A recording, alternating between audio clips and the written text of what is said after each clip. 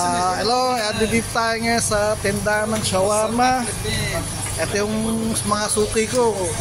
Mahigit sa taon na akong bumibili rito ng shawarma eh. Kasi ang shawarma nila rito, masarap. Masarap yung lasa, very tasty. Ayan o, tingnan nyo sila. Ayan yung mga kaibigan ko, mga tendero dito ng shawarma.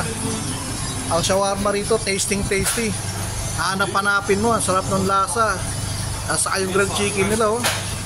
Dito hindi nauubusan ng mga customer. Sa mga friend yung mga staff dito. Ang sarap na kanilang shawarma. Hanap-hanapin mo talaga yan. Yan, laki-laki shawarma. Grilled chicken. Hanap-hanapin mo lasa ng shawarma nila rito. Yung pickles nila. Ayan, pickles. Yan, saan nila lalagay sa mga lalagyan niya. No?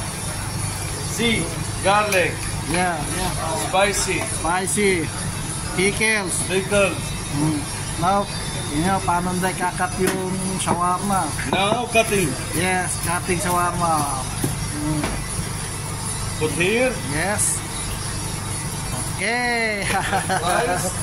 French fries. Oh, French fries. Malasa rin. Masala.